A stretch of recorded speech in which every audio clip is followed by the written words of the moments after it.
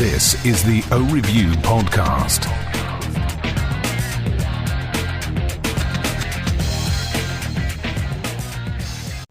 O-Review. Controversy. I've never seen this much controversy over a new pair of glasses since every other pair of glasses that came out that was slightly different. A few months ago, I saw these press release for these, and needless to say, as soon as they were posted, people got a little upset. This is not the Oakley I knew. This is not the Oakley that I've come to love over the past 30, 20, 10, however many years you've been collecting. And it's true. I mean, they do things differently. And I know there's a lot of angst right now over the way Luxottica's taking over. And truth be told, the only thing that makes me upset is basically the way they've treated the employees at this point. A lot of people who saw Oakley as more than just a job were unfortunately treated like it was just a job. But as far as the glasses go, there's been a lot of things coming out lately that I've liked. The Jawbreaker, most of the sports models, the EV0, those are all things that I really liked. And even the color combinations, we're not just getting the tortoises and browns and blacks and whites. We're starting to get some nice iridiums, nice colors on the frames, and I really don't have too many complaints about how the direction of the glasses are going at this point. Then these came out. People are mad, very angry. It's subsided a little bit now, but it's just funny seeing people get upset because I enjoy that sort of thing once in a while. So this is the Trillbe. I hope I said that right. I'm not sure. I've never heard it said out loud before.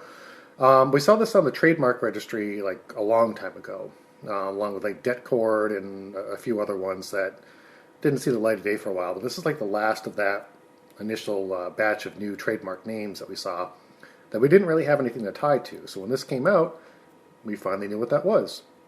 And this actually came out in two configurations. There's this is the Trillbe, and then there's a Trillbe X, which is a dual-framed version, which looks surprisingly like a frog skin. And before I get into this, I want to kind of go over the direction Oakley's going for here on out. Basically, they want to sort of rein in all of the branding to just be the elliptical icon. So the classic logo, the square logo, those are all pretty much going by the wayside. And when I heard that, I was wondering how they were going to do that, because the Holbrook and the Frogskin were by far the most popular lifestyle models. And what do you do with those iconic models? Do you just slap on an elliptical O and call it a day? I mean, it happened with the Stretchline because they took off the Stretchline and turned it into the square O, but did they do it another time and just turn it over? And just recently we saw a sneak peek of the Holbrook Metal, and then I believe there's also another Holbrook. And then we've also seen the Sliver and things like that. So they are moving over to the elliptical icon. They're not just going to change it, but they're going to change the model a little bit, but not just slap an O on any old model. But we're also seeing like even a women's model, and then the Trillbe X, which are almost pretty much frog skins, but with the elliptical icon. So I'm guessing that's kind of how they're going to transition it. They're not just going to jump one to the next. They're going to just create a new model, phase the old one out, and be done with it. So the Trillbe X is, as far as the frame goes, is actually pretty close, because if you look at the back of this, there is a cross brace here which connects the orbital from the top to the bottom, so it's not just too loose. But as far as this one goes, it is a shield lens, so it goes over the entire range of the frame. It is a very flat wrap, so it's been billed as a performance lifestyle, which doesn't make any sense, because way back when we used to have the jackets and frog skins, it was more like the lifestyle and sport. Sport became performance, and then frog skin kind of split off into active and lifestyle, with active being like kind of the middle ground where you could still get some decent wrap, but it wasn't a pure lifestyle piece. It also would have unobtainium and things like that. To me, this is pretty much a pure lifestyle piece. Basically, it doesn't have any unobtainium. It has a very low wrap, and I wouldn't use this for any sport thing. So let's try it on. I got the matte black with 24K gold iridium lenses, which are really nice.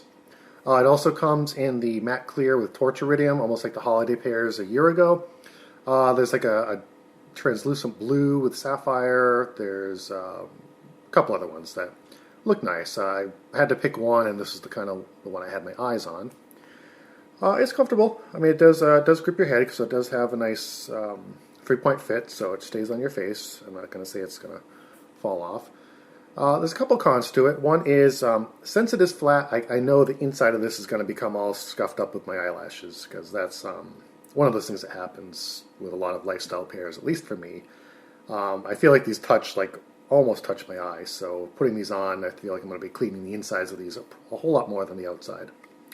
And 24K is not one of those lenses you like to clean because it just picks up everything.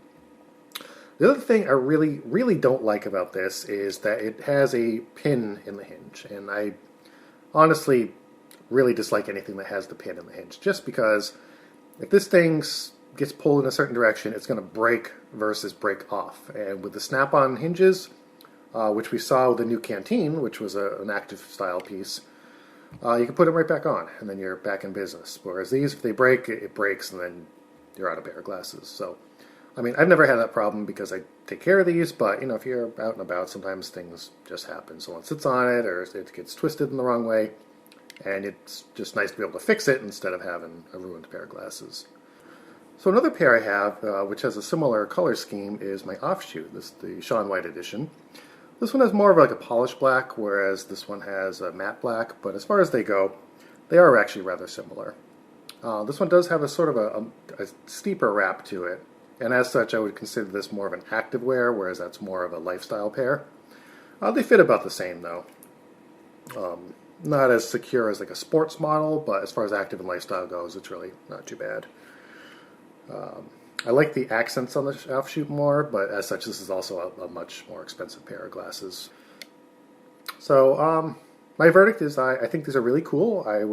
I'll probably end up picking up some more, maybe when they hit the DE market, and they're a little bit cheaper, but as far as the one I have now, I don't regret it, and hopefully I'll give this some wear and see how it feels on an everyday basis. The great huge lenses are really nice coverage, so that's also a plus too. But otherwise, I do recommend them. I hope people don't judge it as harshly. I feel like this, the 0L, some of the other models, people hated them when they came out, but then over time they kind of softened up to them. And I've seen a few other people pick these up, and they actually ended up liking them too. So hopefully the opinions won't be too harsh on this, but you know, if you don't like it, don't buy it. Otherwise, I think it's kind of a cool addition. All right, catch you later.